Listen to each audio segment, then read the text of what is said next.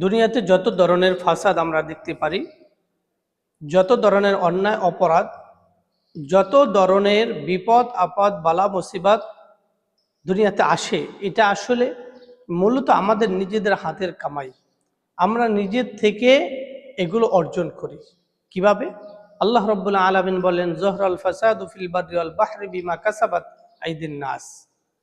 এই জল এবং স্থলে যত অপরাধ হয়, যত রকমের আল্লাহ তাআলার আযাব গজব আসে, সবগুলো হলো মানুষের হাতের কামাই।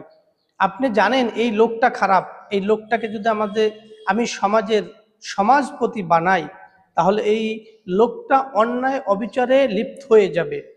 এটা জেনে বুঝে শুনে স্বইচ্ছায় সজ্ঞানে আপনি তাকে সমর্থন দিলেন, তাহলে এই সমর্থন আপনার থেকে পাওয়ার কারণে সে এলাকার সমাজপতি হয়েছে।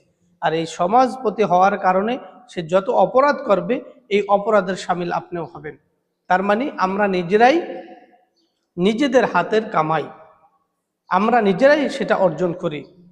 আমরা যদি জেনে শুনে বুঝে এই লোককে গ্রহণ না করতাম, তাহলে সে অন্যায় অপরাধও করতে পারত না। এজন্য চিন্তা করবেন, প্রত্যেকটি মানুষ খারাপের পিছনে ভালোর যদি হাত থাকে, তাহলে ওই খারাপের সমপরিমাণ ভালোর উপরে এসেও পড়ে। আল্লাহ তাআলা প্রত্যেকটি মানুষের জ্ঞান দিয়েছেন, বিবেক দিয়েছেন।